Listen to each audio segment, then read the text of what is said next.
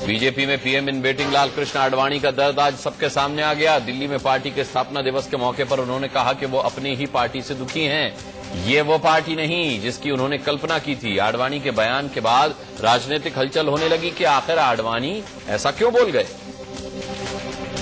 मेरी कल्पना भारतीय जनता पार्टी की या भारतीय जनसंघ की जो रही है उसके साथ मेल नहीं। वहीं आडवाणी ने अयोध्या मामले पर भी खुलकर बोला। आडवाणी ने कहा कि उन्हें अयोध्या पर गर्व है और बीजेपी की पहचान ही अयोध्या और राम मंदिर से होती है। आमतौर पर शांत रहने वाले आडवाणी ने स्थापना दिवस के मौके पर दिल खोलकर कार्यकर्ताओं से बात की।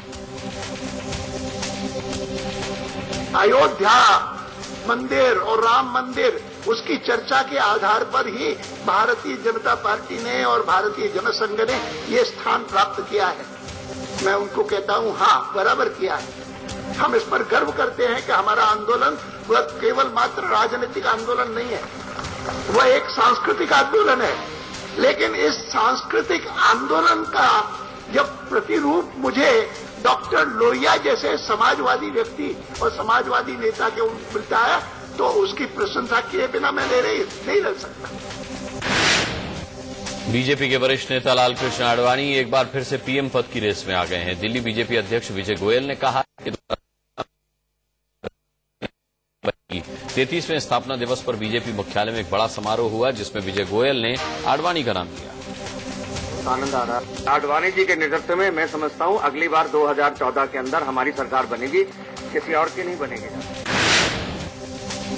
दिल्ली बीजेपी प्रदेश अध्यक्ष विजय गोयल के इस बयान के बाद मीडिया ने जब उनसे बात की तो गोयल अपने बयान से पलट गए। उन्होंने यू टर्न ले लिया। गोयल ने कहा कि मेरे बयान का ये मतलब नहीं था। आडवाणी सीनियर लीडर हैं और इसी वजह से उन्होंने 2014 का चुनाव उनके नेतृत्व में लड़ने की बात की।